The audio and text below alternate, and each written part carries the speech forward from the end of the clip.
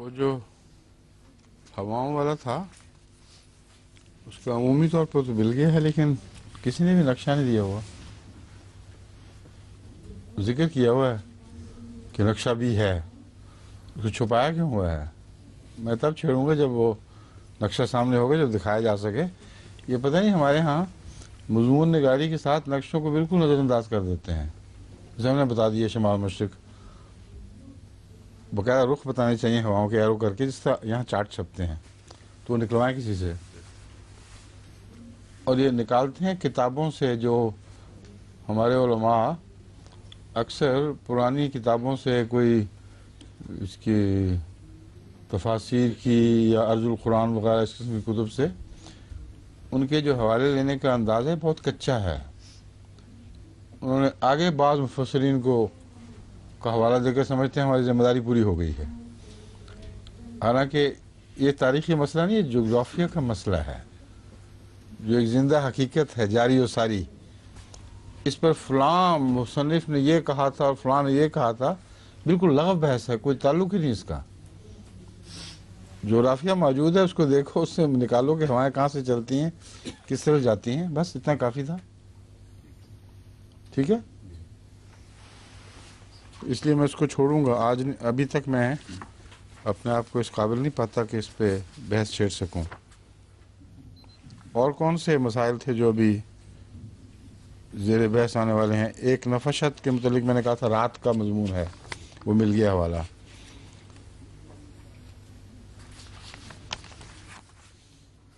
باقی سارا ونڈس کے اوپر ہے، جس کی بحث ہم انشاءاللہ پوری تحقیق کے بعد پھر اٹھائیں گے۔ آرمر کا جو حصہ ہے وہ بھی ابھی طے ہونے والا ہے۔ آج کس آیت سے تلاوت کرنی ہے؟ 94 سے؟ جی 94 سے۔ جی 94 سے۔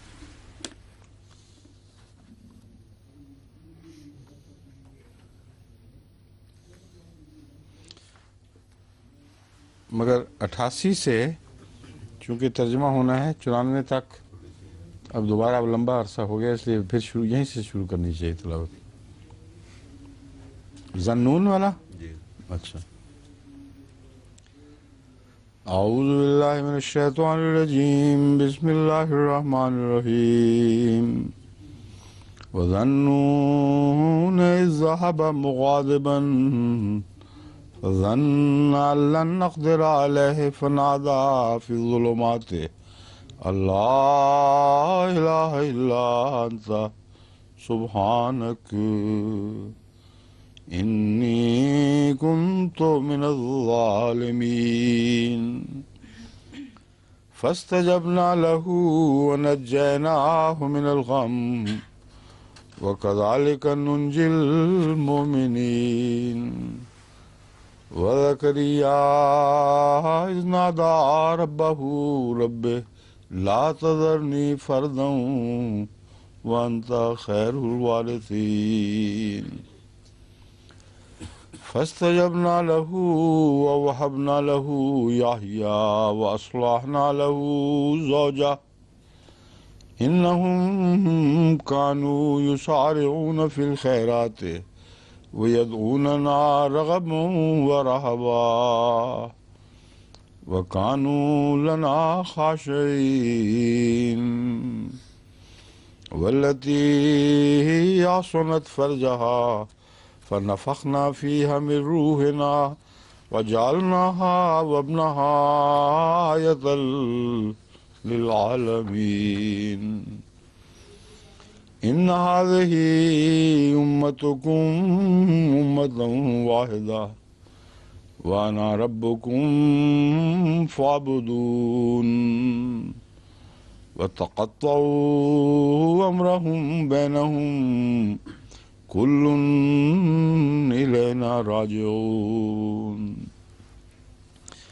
فمن يعمل من الصالحات وهو مؤمن فلا كفران لسعيه وَإِنَّا لَهُ كَاتِبُونَ وَحَرَامٌ عَلَىٰ قَرْيَةٍ أَهْلَكْنَاهَا أَنَّهُمْ لَا يَرْجِعُونَ۔ حتى إذا فتحت ياجوج وماجوج وهم من كل حدب ينسلون واقترب الوعد الحق فإذا هي شاخصة أبصار الذين كفروا يا ويلنا قد كنا في غفلة من هذا بل كنا ظالمين إنكم وما تعبدون من دون الله حصب جهنم أنتم لها واردون لو كان هؤلاء آلهة ما وردوها وكل فيها خالدون لهم فيها زفير وهم فيها لا يسمعون إن الذين سبقت لهم منا الحسنى أولئك عنها مبعدون لا يسمعون حسيسها وهم فيما اشتهت أنفسهم خالدون لا يحزنهم الفزع الأكبر وتتلقاهم الملائكة هذا يومكم الذي كنتم توعدون يوم نطوي السماء كطي السجل للكتب كما بدأنا أول خلق نعيده وعدا علينا إنا كنا فاعلين ولقد كتبنا في الزبور من بعد الذكر أن الأرض يرثها عبادي الصالحون إن في هذا لبلاغا لقوم عابدين وما أرسلناك إلا رحمة للعالمين قل إنما يوحى إلي أنما إلهكم إله واحد فهل أنتم مسلمون فإن تولوا فقل آذنتكم على سواء وإن أدري أقريب أم بعيد ما توعدون إنه يعلم الجهر من القول ويعلم ما تكتمون وإن أدري لعله فتنة لكم ومتاع إلى حين قال رب احكم بالحق وربنا الرحمن المستعان على ما تصفون.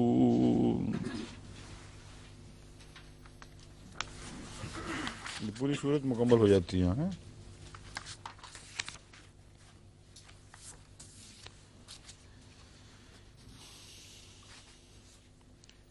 اس سے پہلے میں نے ذکر کیا تھا کہ اوپر کی آیات میں و اسماعیل و ادریس و ذل کفل میں صبر کا مضمون نظر آ رہا ہے، کیونکہ آگے فرمایا کل من الصابرین، اور ان میں صبر کی قدر مشترک کیا ہے. حضرت اسماعیل کا صبر تو بالکل واضح ہے، ظاہر و باہر قرآن کریم سے ثابت ہے. ذل کفل کے متعلق ابھی تک نہیں کہا جا سکتا کہ یہ کون ہے، مگر حضرت مسلم عود نے ذل کفل سے وہ حزقیل نبی سمجھا ہے کہ یہاں حزقیل ہے، مگر قرآن کریم میں حزقیل نام نہیں آتا، کہیں نہیں آیا. اس لیے ذل کفل کیوں کہا گیا، یہ بحث ابھی تفصیل سے دیکھنے والی ہے. اور ادریس کا جہاں تک تعلق ہے یہ بھی ابھی طے ہونے والا معاملہ ہے کہ ادریس کون تھے، کیونکہ ان کے متعلق مختلف مفسرین نے مختلف آراء کا اظہار کیا ہے. تو انشاءاللہ جو میں نے ابھی تک تحقیق دیکھی ہے اس میں میں سمجھتا ہوں کہ ابھی گنجائش ہے اور تحقیق کی، اس لیے میں اس کو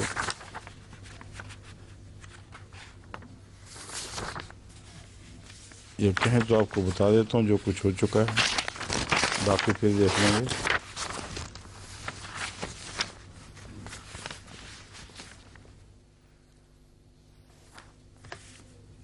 اس میں ہے یہاں کہیں وہ ہاں؟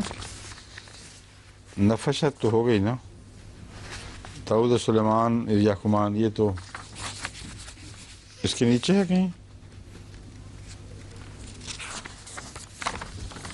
نہیں، آرمر کی بحث ہے۔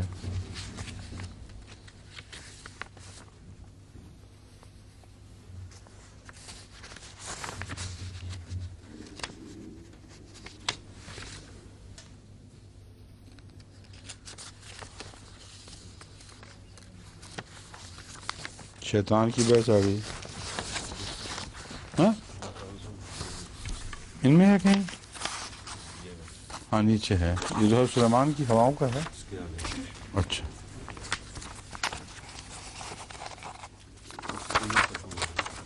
اچھا اچھا، میں سمجھ جاؤں۔ یعنی آپ کا مطلب ہے کہ مولوی دوستوں صاحب کی تحقیق میں یہ مضمون آیا ہوا ہے، اس کے علاوہ کوئی نہیں ہم نے براہ راست کی، تو یہ تو کرنی ہوگی ابھی، ٹھیک ہے جی۔ کیونکہ حضرت مولوی دوستوں صاحب عموماً تفاسیر کے حوالوں سے گفتگو کرتے ہیں۔ ابوالکلام آزاد نے یہ لکھا اور ارض القرآن میں یہ ہوا اور فلاں جگہ یہ ہوا، اور انہوں نے آگے حوالے کوئی نہیں دیا ہوا۔ تو جہاں تک حضرت ادریس کا تعلق ہے، میں آپ کو سنا دیتا ہوں۔ کیا مشہور مصری عالم عبد الوہاب نجار نے اپنی کتاب قصص الانبیاء میں حضرت ادریس علیہ السلام کا تذکرہ کرتے ہوئے لکھا ہے کہ حضرت ادریس کے متعلق ایک جماعت کا نقطہ نگاہ یہ ہے، اور یہ کوئی تاریخ تو نہیں ہے نا، ایک جماعت کا نقطہ نگاہ یہ ہے۔ کیا دلیل ہے؟ اس جماعت ہے کون سی؟ اس کا بھی نام نہیں، کہاں سے انہوں نے استدلال کیا ہے؟ کوئی ذکر نہیں۔ تو یہ ہمارے عام مرض ہے تفسیر کے مضمون میں، اور ہمارے جامعہ میں بھی یہ بیماری پائی جاتی ہے کثرت سے، کہ تفسیر کے جو اساتذہ ہیں انہوں نے چونکہ پڑھی ہوئی ہیں ساری، اس لیے وہ بے سوچے سمجھے جو کچھ تفسیر میں ملتا ہے وہ آگے طلباء کو دے دیتے ہیں، وہ نسل بعد نسل منتقل ہوتا رہتا ہے۔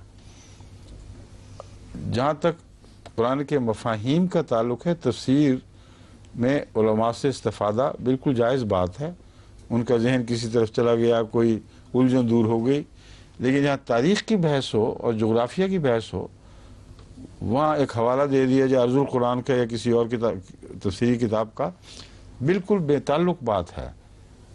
اثر نو ان سب چیزوں کی چھان بین ضروری ہے، اور جامعہ میں جو پڑھائی جاتی اساتذہ ہیں ان کو میں ابھی سے متنبہ کر رہا ہوں کہ اپنا یہ علم بڑھائیں اور تفسیر کے ان سارے امور پہ دوبارہ چھان بین کریں ایک محقق کے طور پہ۔ خود طلباء کو اگر بتانا ہے تو کہیں یہ کہا کرتے تھے کہ ہمارے پاس ان کے پاس کوئی دلیل نہیں ہے۔ اب یہ دیکھ لیں ادریس کا مضمون، مشہور مصری عالم عبد الوہاب نجار صاحب قصص الانبیاء میں لکھتے ہیں کہ ایک جماعت کا نقطہ نگاہ یہ ہے کہ بابل میں پیدا ہوئے تھے، اللہ تعالیٰ نے ان کو نبوت سے سرفراز فراز فرمایا، تو اکثر لوگ ان کے مخالف ہو گئے۔ یہ تو ایک عام بات ہے، ایسی عام جو محقق ہے قرآن کریم کی نزدیک، کہ جب نبی آتا ہے سب مخالف ہو جاتے ہیں، اور ایک چھوٹی سی اقلیت ان پر ایمان لائی۔ حضرت ادریس نے جب یہ رنگ دیکھا تو اپنے پیرووں کو ہجرت کی تلقین فرمائی۔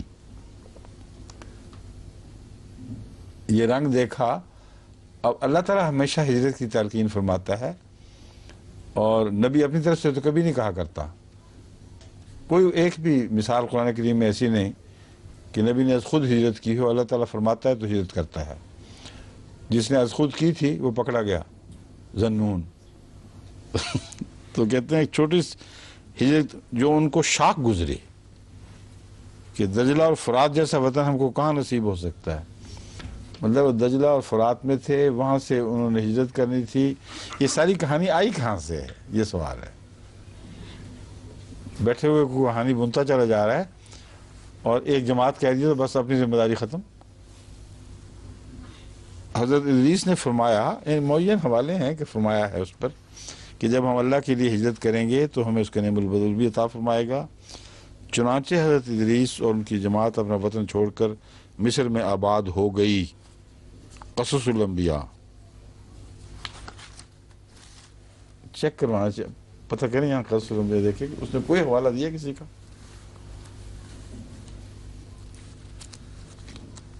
اس کے بعد ایک اور ہے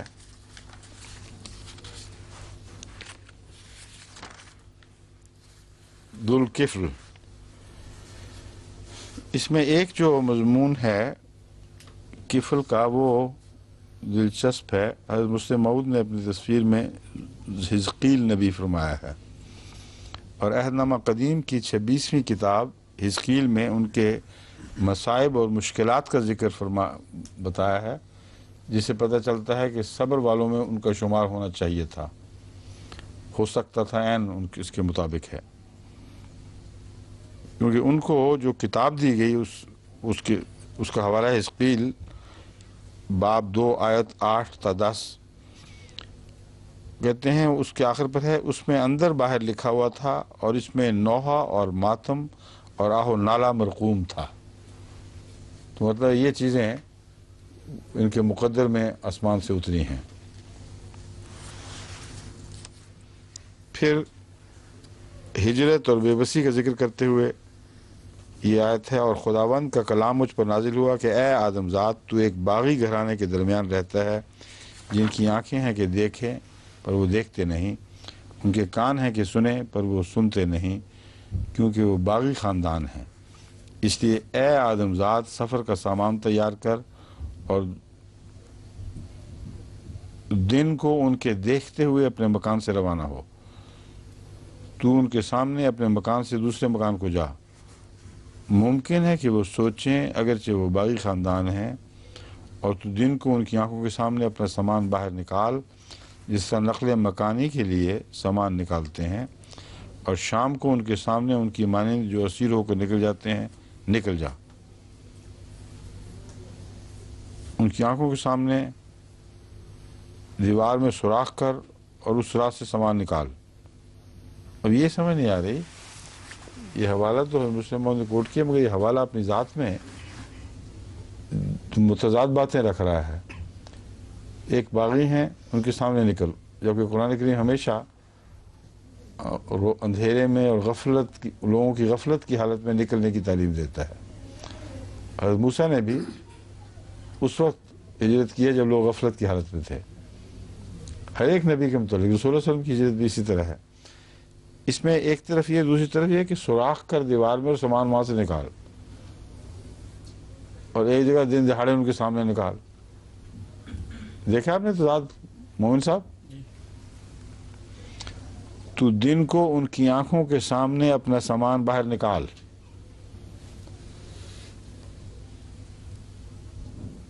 آگے ہے ان کی آنکھوں کے سامنے تو اسے اپنے کاندھے پر اٹھا اور اندھیرے میں اسے نکال لے جا. کیسا یہ متضاد جملہ ہے. اس لیے اس سے استنباط صبر کی حد تو ممکن ہے، لیکن استنباط کرنے کے لیے جو صبر چاہیے وہ مجھ میں نہیں ہے، کیونکہ ان متضاد باتوں سے استنباط کرنا بھی تو صبر چاہتا ہے. آگے اس کے آگے بڑھ جاتا ہے پھر معاملہ. تو اپنا چہرہ ڈھانپ تاکہ زمین کو نہ دیکھ سکے.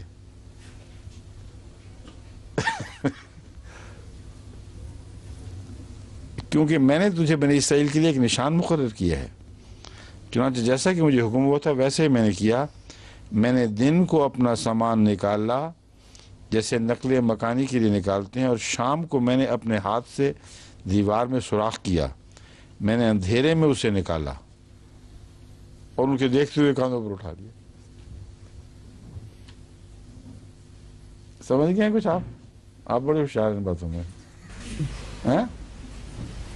اس طرف کی لائن آپ جناب فیروز عالم صاحب، اس سارے حوالہ پڑھ کے صاف پتہ چل رہا ہے کہ جو بھی الہی کلام ہے اس میں انسانی دست برد ہوئی ہے، اور سمجھنے والوں نے کچھ کا کچھ سمجھا، اور کہیں ایک چیز بات آ گئی کہیں دوسری آ گئی. مگر جو ہجرت کا مضمون قرآن کریم میں ہے بالکل واضح اور کوئی تضاد کہیں نہیں ہے. بعض حصے اس سے مل رہے ہیں، بعض اس کے مخالف ہیں، اس لیے ایک ہی طریقہ ہے کہ قرآن کریم چونکہ مصدق ہے، اس لیے جن کو قرآن کی تصدیق حاصل ہوئی ان کو قبول کر لو اور باقیوں کو چھوڑ دو۔ تو ہجرت کی ہے انہوں نے، اور ہجرت محض ہجرت کی بنا پہ حزقیل کو ذوالکفل کہنا کافی نہیں۔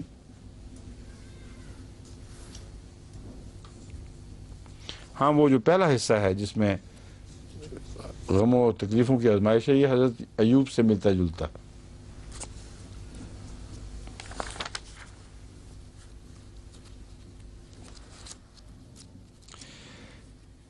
طبری نے ذوالکفل حضرت ایوب کے بیٹے بشر بن ایوب کو قرار دیا۔ یہ بھی ایک ایسی کہانی گھڑی ہوئی ہے کہ کوئی بھی اس بنیاد نہیں، کوئی اس کا تاریخی حوالہ نہیں، طبری نے لکھ دیا تو سارے آگے لکھتے چلے جا رہے ہیں۔ حضرت ایوب کے بیٹے بشر بن ایوب تھے، اور گویا یہ سلسلہ صبر کا جاری و ساری ہے آگے پھر۔ حضرت شاہ عبد القادر دہلوی نے موضوع القرآن میں یہی مسلک اختیار کرتے ہوئے لکھا ہے کہ آپ ایک شخص کے ضامن ہو کر کئی برس قید رہے تھے۔ اب یہ بھی کسی عجیب و غریب بات ہے، کہاں سے پتہ چلا، کس نے لکھا؟ جو بھی کہانیاں راہ پا گئی ہیں تفسیروں میں وہ نقل ہوتی چلی جا رہی ہیں آگے، کیونکہ مفسر بڑے عالم تھے، اس میں کوئی شک نہیں کہ مفسرین بہت بڑے بڑے قابل علماء بزرگ تھے، مگر جہاں بھی مفسر نے بے حوالہ بات کی ہو وہیں ہمارا قدر رک جانا چاہیے۔ لازم نہیں کہ خضر کی ہم پیروی کریں، مانا کہ ایک بزرگ ہمیں ہم سفر ملے، تو یہ ہے طریق تفسیر میں۔ یہ بزرگ ہیں، ان کی بزرگی اپنی جگہ، ان کی رہنمائی کی کوشش اپنی جگہ، مگر ان کی پیروی لازم نہیں ہے جب تک ثابت نہ کریں کہ یہ بات درست ہے یا امکانی طور پر درست ہو سکتی ہے، اور حوالہ نہ دیں کسی کتاب کا۔ ان کتابوں میں جہاں تک میں نے دیکھا ہے، جب بھی میں نے دیکھا ہے، کوئی حوالہ نہیں ملا۔ تو یہ مولوی صاحب جنہوں نے بھیجا ہے وہ آگے بڑھیں اور بتائیں کہ انہوں نے کون کون سے حوالے لیے ہیں جن کی وجہ سے آپ نے ان کو مستند سمجھتے ہوئے بھجوا دیا ہے، یا ضروری نہیں کہ مستند سمجھ کے بھجوایا ہو۔ مولوی صاحب جو اس مضمون پہ لکھا ہے وہ بھی بھیج دیتے ہیں، جزاک اللہ، کوشش ہے، مگر اس پہ ساتھ تبصرہ بھی ہونا چاہیے تھا کہ انہوں نے آگے کوئی حوالہ نہیں دیا، یہ کوئی قابل اعتماد بات نہیں۔ اور ایک صاحب ہیں جو مناظر آصم گیلانی، آج کل کے جو مفسرین ہیں کچھ نئی تحقیق کا رنگ رکھتے ہیں، انہوں نے وہی بات کی ہے کہ کفل کے متعلق جو ہمارے محقق عبد القادر صاحب، شیخ عبد القادر صاحب نے دریافت کی تھی اپنے طور پر، ان کی وجہ سے نہیں، ان کا بھی یہی مسلک ہے۔ وہ کہتے ہیں کفل جو ہے، اس کفل کی تعریب ہے، یعنی پے نہیں ہوتی عربی میں، اس لیے اس کو پے کو فے بنا دیا جاتا ہے۔ تو کپل کی تعبیر ہے، اور مہاتما بدھ کپل دستو میں پیدا ہوئے تھے، یا کپل، جو بھی تلفظ ہے۔ ذل کفل کے معنی پھر یہ بنیں گے کہ کفل والا، جس کا ذو نون ہے، نون والا، اس لیے یہ لقب مہاتما بدھ کے لیے استعمال ہوا ہے۔ اور صبر کا مضمون چونکہ ان کے ساتھ ملتا ہے، اس لیے بعید نہیں کہ یہ بھی ہوں، مگر کوئی معین ابھی تک قطعی دلیل ایسی نہیں مل سکی کہ ہم کہہ سکیں کہ یہی ہیں۔ آگے مولوی صاحب نے تفاسیر کے نمونوں میں ایک نمونہ بھیجا ہے۔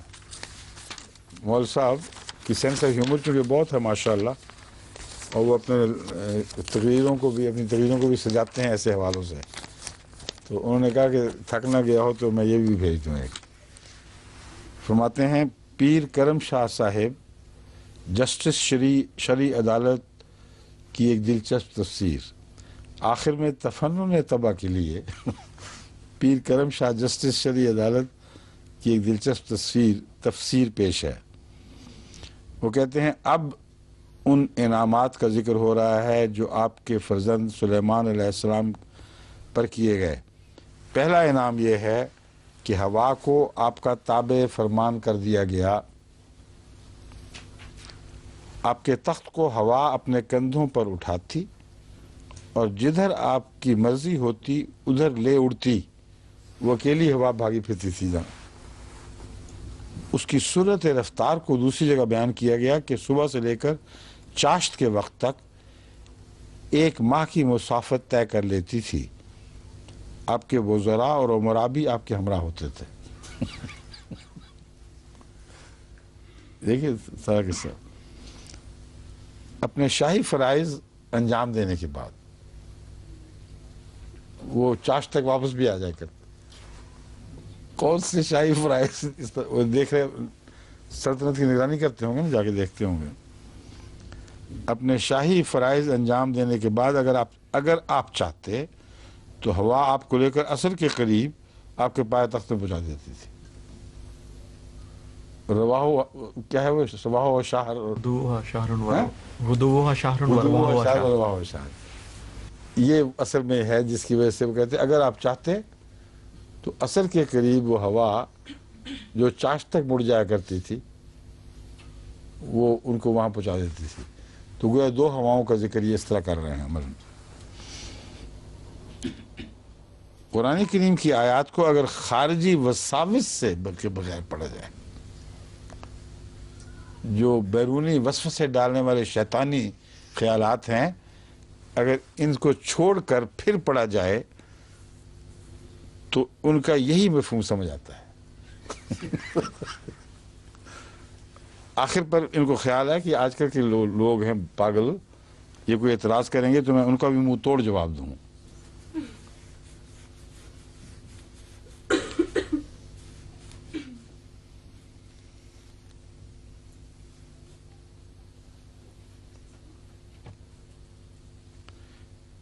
کہتے ہیں وہ لوگ, ان مضمون لمبے میں اس کو وہ صرف خلاصہ وہاں آپ بیان کر کے پھر آخر پہ آتا ہوں. کہتے ہیں وہ لوگ جنہوں نے بحری بیڑے کا ذکر کیا, ہوائیں لے کے چلتی تھیں, کہتے ہیں ان کو یہ بات کہنے کے بعد جب دوبارہ پڑھیں قرآن شریف تو انہیں پھر ایسی تحریفات کو تفسیر کہنے سے شرم آنی چاہیے. عصر حاضر میں جب ہماری فضا میں ہر وقت انگنت طیارے اور ہوائی بیڑے مصروف پرواز ہیں اور انہیں دیکھ کر ایک عام آدمی کو کسی قسم کی حیرت نہیں ہوتی, آج حضرت سلیمان کے اس ہوائی بیڑے کا انکار کرنا انتہائی نامعقولیت ہے.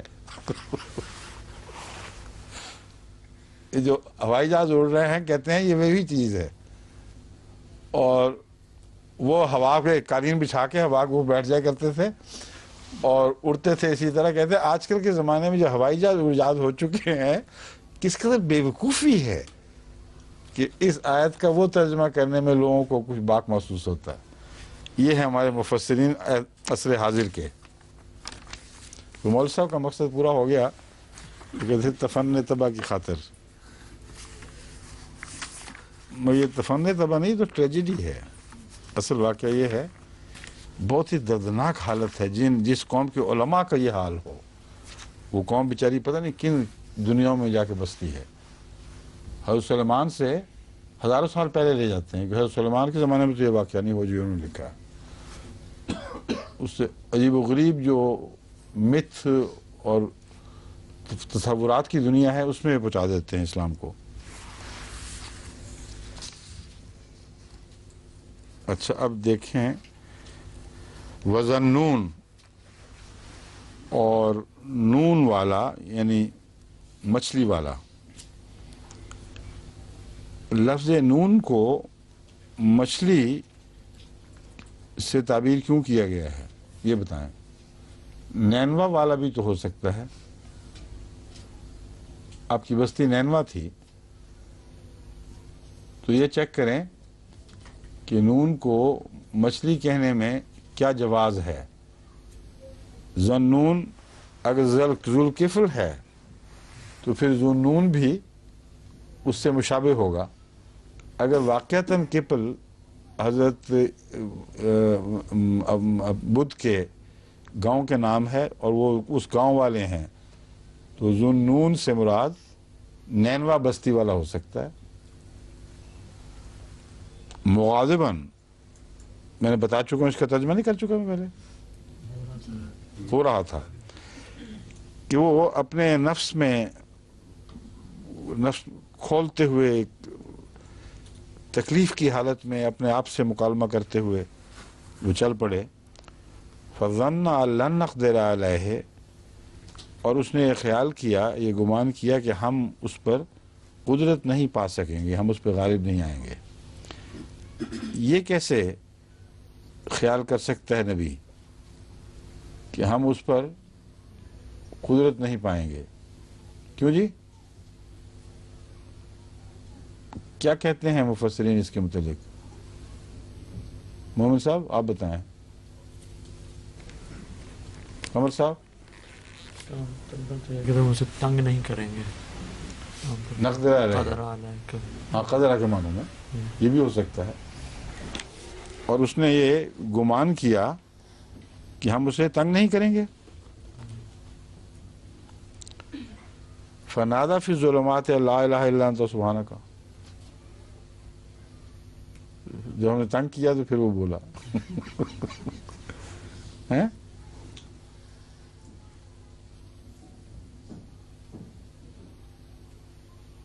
یہ ایک خیالات کا ذکر کوئی نہیں کیا. کیا تھے؟ مغاضباً ہے تو انسان اسی حالت میں، تکلیف اور غصے کی حالت میں جو خود بولتا چلا جاتا ہے. ہو سکتا ہے اس میں یہ حسن ظنی مضمر ہو کہ ان ظالموں کو چھوڑ دیا خدا نے تو مجھے کیا کہے گا یہ بھی تو ہو سکتا ہے کہ ان پر قدرت کے باوجود ان کو سزا نہیں دی. اگر یہ واقعہ میں دیکھ کے آیا ہوں، نہیں دی ان کو، تو پھر میرا کیا ہے؟ میں واپس چلا جاؤں گا تو مجھے کوئی فرق نہیں پڑے گا، مجھے بھی اللہ تعالیٰ چھوڑ دے گا. یہ امکان ہے. اور قدرہ کا معنی جو آپ نے بیان کیا وہ بھی درست ہے. لن نقدر علیہ کا مطلب ہے کہ اس نے یہ گمان کیا ہو کہ ہم اسے کسی مشکل میں نہیں ڈالیں گے، کسی تنگی میں نہیں ڈالیں گے. فنادى فی الظلمات، لیکن جب وہ مصیبت میں مبتلا ہوا اور مچھلی نے اس سے نگلا تو اس نے یہ اندھیروں میں یہ دعا کی، یہ پکارا، اللہ الہ الا انت سبحانک، کہ تیرے سوا کوئی معبود نہیں ہے، کوئی معبود نہیں مگر تو، سبحانک، تو ہر کمزوری سے پاک ہے. انی کنت من الظالمین، یہ میں ہی تھا جو ظالموں میں سے تھا، یا یقیناً میں ظالموں میں سے تھا. لفظی ترجمہ انی کنت من الظالمین، یقیناً میں ظالموں میں سے تھا، لیکن طرز بیان ایسی ہے جس کا یہ ترجمہ جائز ہے میرے نزدیک کہ یہ میں ہی تھا جو ظالموں میں سے تھا. یعنی خدا سے بریت جب کی جا رہی ہے اس کی ہر عیب کی، تو پھر عیب میرا ہی تھا، تیرا نہیں تھا. فاستجبنا لہ ونجیناہ من الغم، بس ہم نے اس کی دعا کو قبول فرمایا. ونجیناہ من الغم، اور اسے غم سے نجات بخشی.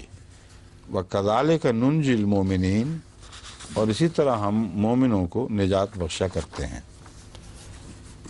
وزکریا، اور زکریا کو بھی یاد کر، اذ نادا ربہ، جب اس نے اپنے رب کو پکارا، رب لا تذرنی فردا وانت خیر الوارثین، کہ اے میرے رب مجھے اکیلا نہ چھوڑ اور تو بہترین ورثہ وارثوں میں سے ہے. اب اس آیت کو محض اولاد کی دعا کے لیے مخصوص نہیں سمجھنا چاہیے، کیونکہ یہ وسیع تر مضمون ہے. اس لیے حضرت مسلم موعود ہمیشہ جب ابتلاؤں کے دور آتے تھے تو اس میں یہ آیت بطور خاص دعا کے لیے تلاوت کیا کرتے تھے. مجھے یاد ہے بہت اس کا گہرا اثر پڑتا تھا، لوگوں میں خشوع خضوع پیدا ہوتا تھا. رب بار بار یہ کیا کرتا، رب لا تذرنی فردم وانت خیر الوارثین، اے میرے رب مجھے اکیلا نہ چھوڑ دے. وانت خیر الوارثین، تو بہترین وارث ہے. اب اکیلا نہ چھوڑ دے کو دوسرا حصہ بظاہر منسوخ کر رہا ہے. اگر اکیلا نہ چھوڑنے سے مراد اولاد عطا فرما ہے تو اولاد نے وارث ہی بننا ہے نا. تو پھر یہ کہہ دیا کہ تو بہترین وارث ہے، تو پھر اولاد کی کیا ضرورت ہے؟ سمجھے ہیں؟ اس لیے اس کا اصل مفہوم یہ ہے کہ یعنی جو کھلا کھلا نظر آنا چاہیے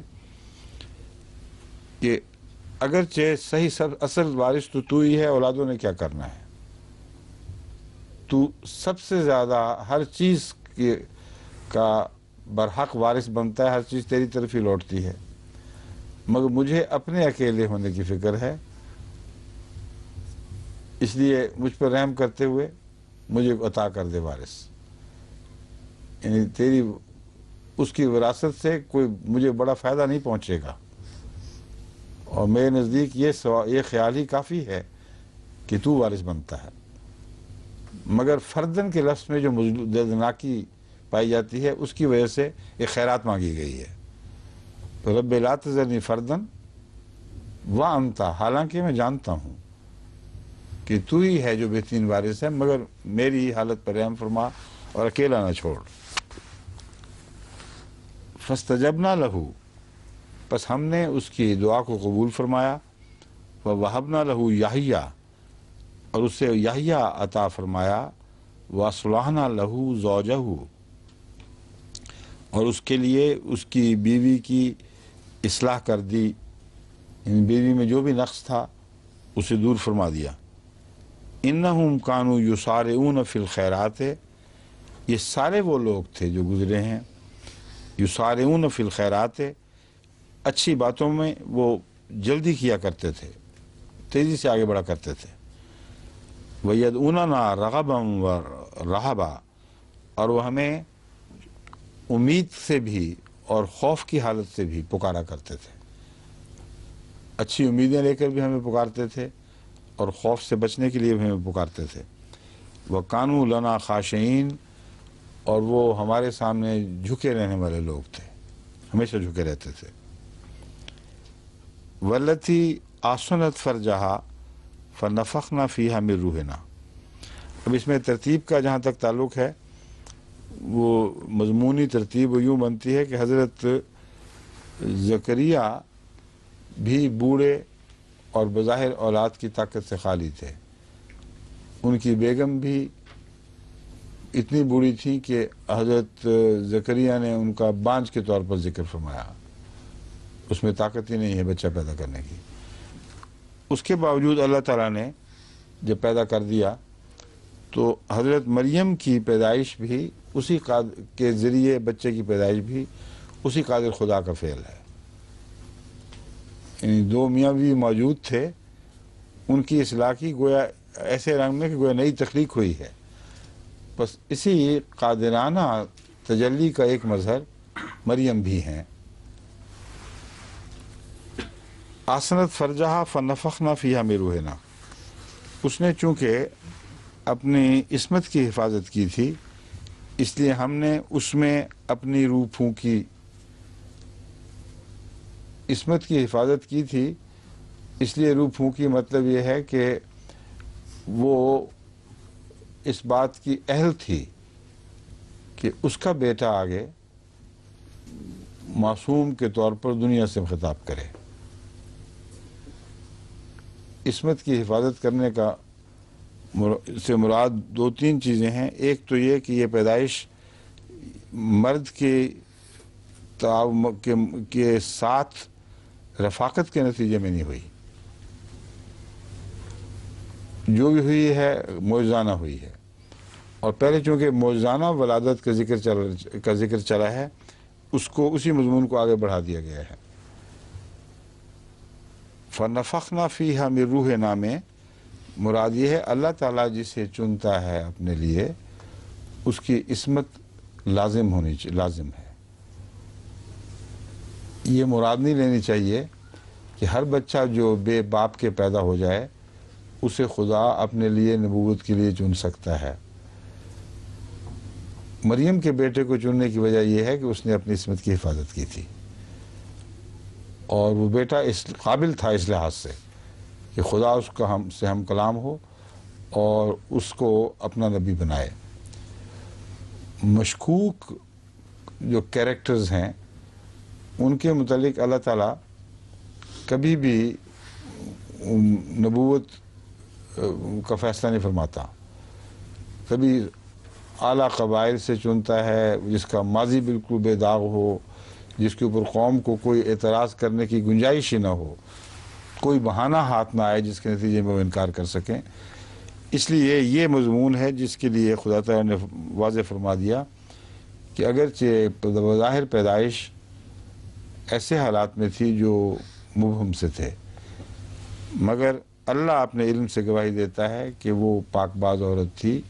اگر ایسا نہ ہوتا تو ہم عیسیٰ کو اپنی نمائندگی میں نہ چنتے. تو ہا روحا نامے یہ مراد ہے.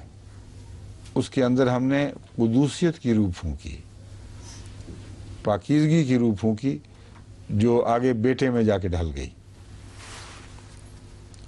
وَجَعَلْنَاهَا وَابْنَهَا آیَةً لِلْعَالَمِينَ، اور ہم نے اسے اور اس کے بیٹے کو تمام جہانوں کے لیے ایک نشان بنا دیا. ان هَذِهِ أُمَّتُكُمْ أُمَّةٌ وَاحِدَةٌ، یہ ہے وہ تمہاری امت، یہ تمہاری امت ہے، امت واحدہ، ایک ہی امت ہے. وَأَنَا رَبُّكُمْ فَاعْبُدُونِ، اور میں تمہارا رب ہوں پس میری بات کرو. حضرت مریم کے بعد امتکم امت واحدہ کہنا دراصل اس آدم والی تشبیہ کی طرف ذہن کو منتقل کرتا ہے. حضرت مریم کے بیٹے کی تمثیل کے طور پر فرمایا تھا آدم کو بھی تو خدا نے ایک جان سے پیدا کیا تھا جس کے ماں باپ کوئی نہیں تھے، اس سے پہلے کوئی مرد اور عورت کا وجود نہیں تھا. تو زندگی یعنی آدم کا آغاز ایسی حالت میں کیا گیا. تو وہاں بھی امت واحدہ کا مضمون ہے. خلقکم من نفس واحدۃ والی آیت میں بھی. تو چونکہ حضرت مریم کے بیٹے کا ذکر ہو رہا ہے جو بے باپ کے پیدائش تھی، تو ایک لطیف اشارہ اس طرف بھی فرما دیا کہ یہ تمہاری امت ہے، امت واحدہ ہے. اس کی اولاد یا اس کی اولاد کی بحث نہیں ہے. وَأَنَا رَبُّكُمْ فَاعْبُدُونِ، اور میں ہی تمہارا رب ہوں بس میری عبادت کرو. مگر وَتَقَطَّعُوا أَمْرَهُمْ بَيْنَهُمْ، انہوں نے امر شریعت کو، امرہم اپنے دینی معاملات کو مراد ہے، خاص طور پر آپس میں تقسیم کر لیا، ٹکڑے ٹکڑے کر لیا.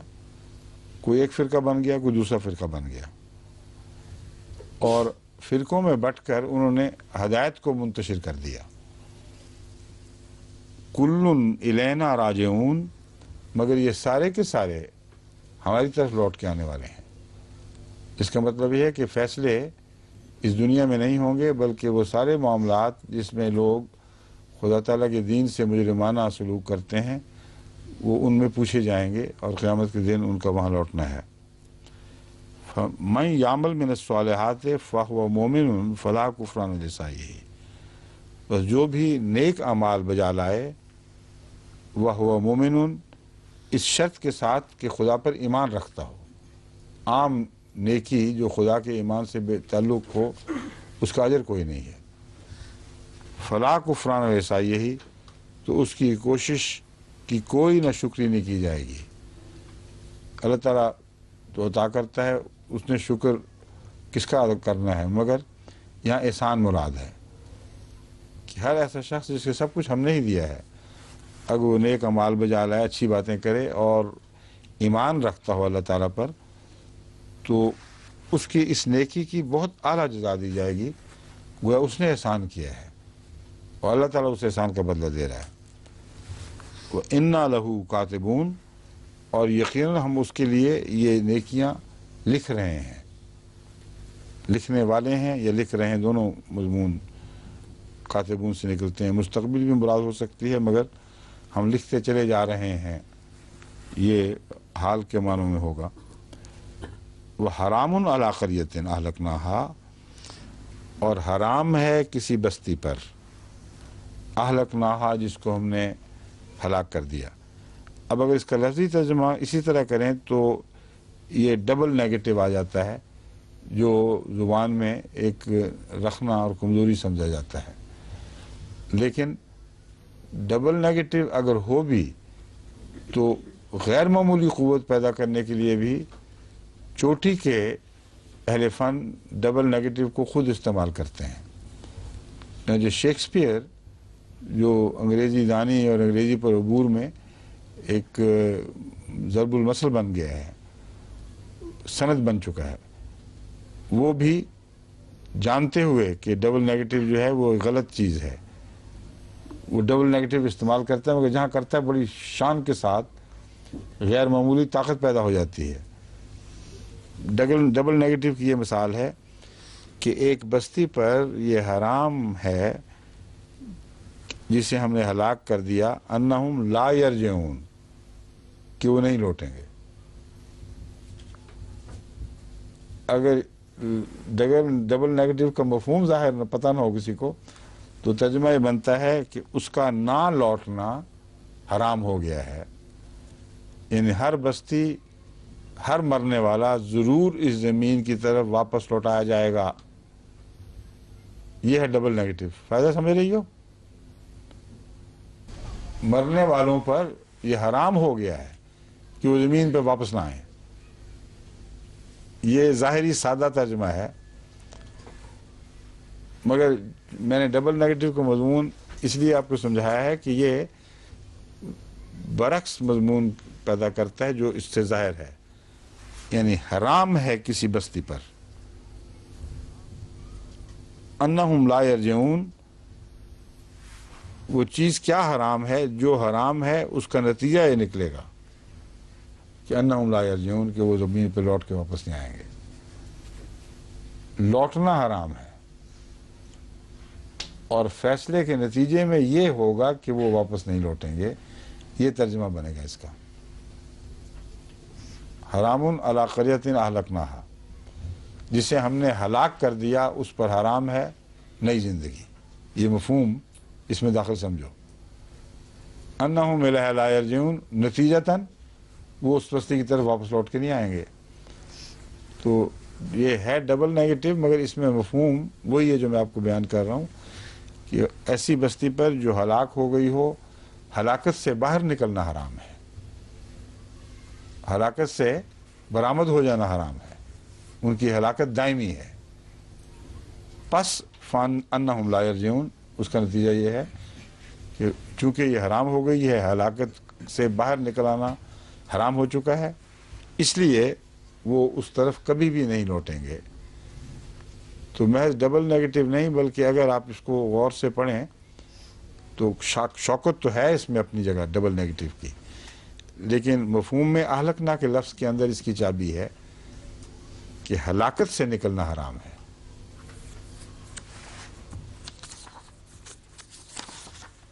حتیٰ اذا فتحت، ایک اور مسئلہ یہ اٹھ کھڑا ہوا، یہاں تک کہ جب یاجوج ماجوج رجوع نکل آئیں گے، خروج کریں گے.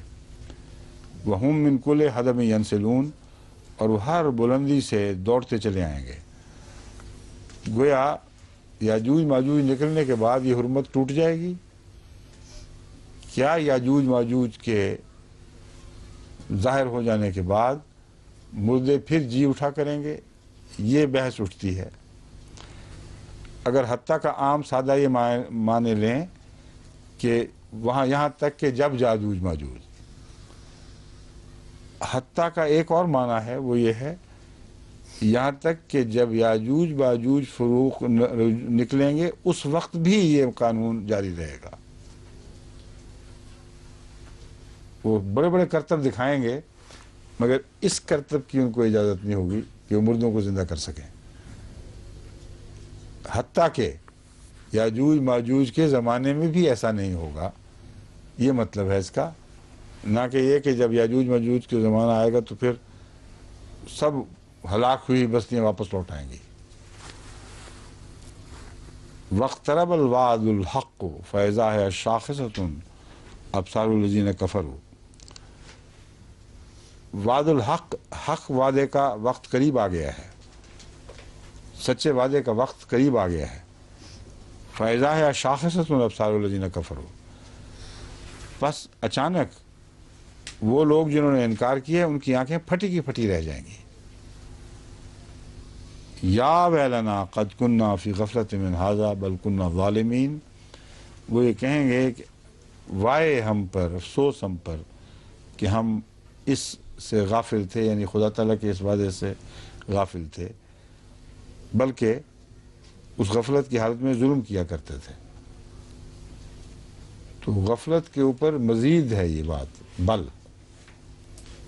کہ محض غافل ہی نہیں تھے، غافل ہونا اتنا بڑا گناہ نہیں، مگر وہ غفلت جو ظلم پر آمادہ کر دے یا ظلم کی جسارت دلائے، وہ زیادہ قابل گرفت ہے۔ تو یہ معنی ہے بل کننا ظالمین، نہیں بلکہ ہم تو بہت ظلم کرنے والے تھے۔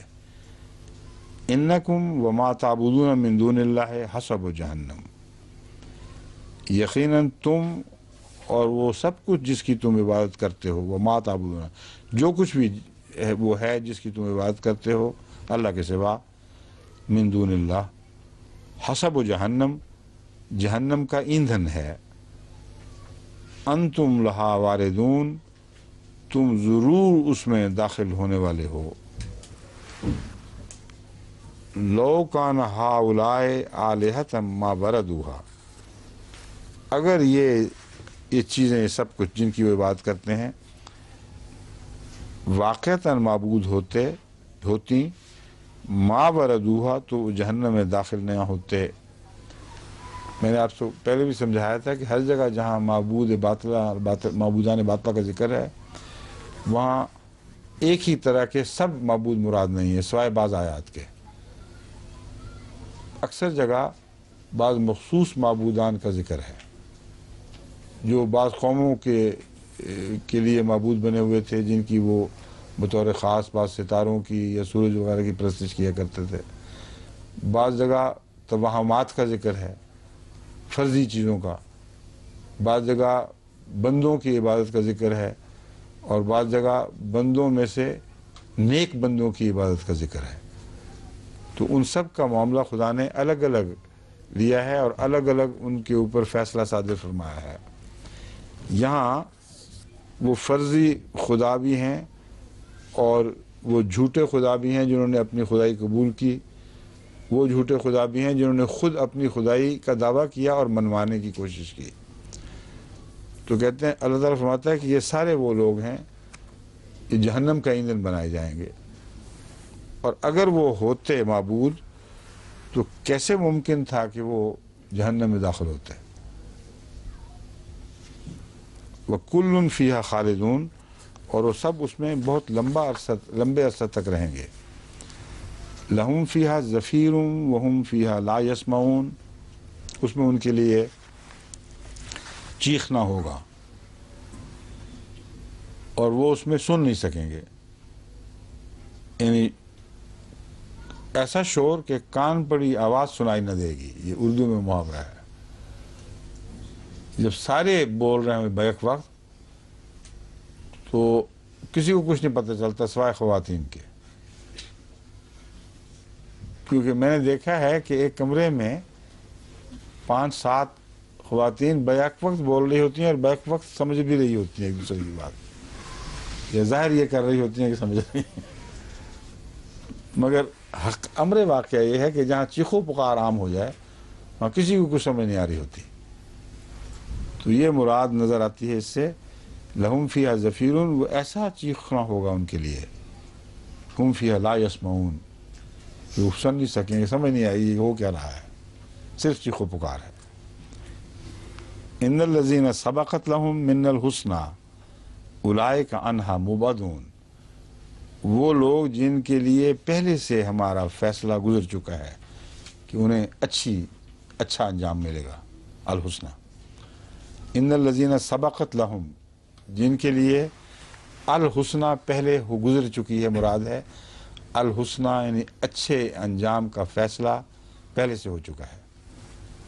اولئک عنہا مبعدون، یہی وہ لوگ ہیں جو ان سے، اس جہنم سے بہت دور رکھے جائیں گے۔ ان کا سننا اور ہے، وہاں سننے کا مضمون اور تھا، یہاں فرمایا لا یسمعون حسیسا،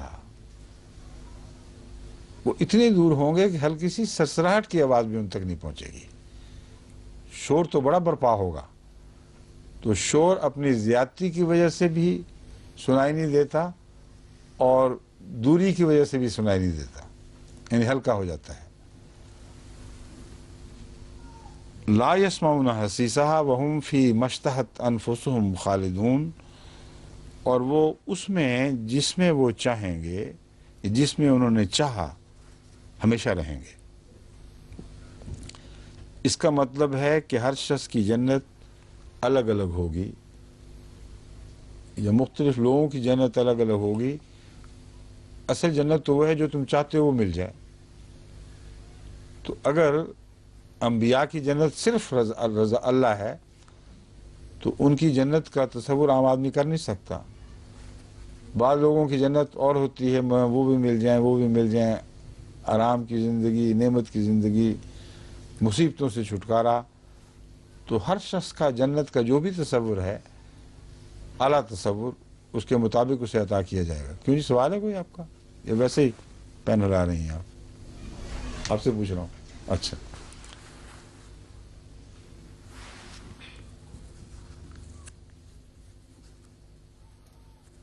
وَهُمْ فِي مَشْتَهَتْ أَنفُسُهُمْ، جو ان کی جانوں، ان کی زندگی نے یا ان کی سوچوں نے، انفسهم، ان کے لیے جو کچھ بھی چاہا وہ اس میں ہمیشہ رہیں گے. ان سے واپس نہیں لیا جائے گا، پھر اس میں کمی نہیں کی جائے گی. لا يحزنهم الفزع الاکبر، اور انہیں بڑی بے چینی جو ہے، بہت سخت گھبراہٹ کا وقت، وہ ان کو کوئی حزن نہیں پہنچائے گا، کوئی تکلیف نہیں پہنچائے گا. یہ وہ ساری آیات ہیں جن کا ذکر کیے بغیر میں نے پہلے اس مضمون پر روشنی ڈالی تھی کہ یہ خیال غلط ہے کہ ہر شخص ہی قیامت کے دن وہ اس عظیم آزمائش میں مبتلا اس طرح کیا جائے گا کہ جہنم میں کے ارد گرد اس کو اوندے منہ ڈال دیا جائے گا. اس پر میں بحث کر چکا ہوں نا ساری. یہ آیات اس مضمون کی تصدیق کرنے والی ہیں. اگر سب کلوں مراد ہوں تو پھر ان آیات سے تضاد ہے، مگر ان آیات نے وجہ بیان کر دی ہے کہ تضاد نہیں ہے. جب ہم کل کہتے ہیں تو سوائے ان کے جن کے متعلق خدا کی تقدیر نے پہلے سے فیصلہ کر رکھا ہے، باقی سب لوگ مراد ہوتے ہیں. بس وہ مضمون اپنی جگہ ہے. یہاں استثناء کا ذکر کر کے دونوں بظاہر مخالف مضمونوں میں مفاہمت پیدا فرما دی گئی. وَتَتَلَقَّاهُمُ الْمَلَائِكَةُ، کثرت سے ان پر فرشتے اتر رہے ہوں گے، ملاقاتیں کر رہے ہیں ان سے. تتلقاہم، بار بار کی، مسلسل.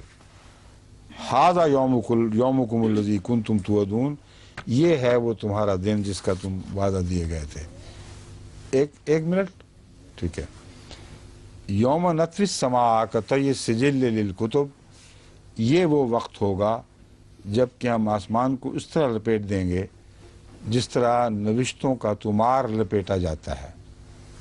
یعنی وہ جو جلدوں پر اور کاغذوں پر، پتوں پر جو لکھے جاتا تھا سب کچھ، اس زمانے کے بنائے ہوئے کاغذ وغیرہ پہ ان کو رول کر دیا کرتے تھے، اور سلنڈر سے بنا کے، جیسے آج کل رول کیا ہوا پیپر ملتا ہے آپ کو، ٹائلٹ پیپر بھی رول کیا ہوا ہے.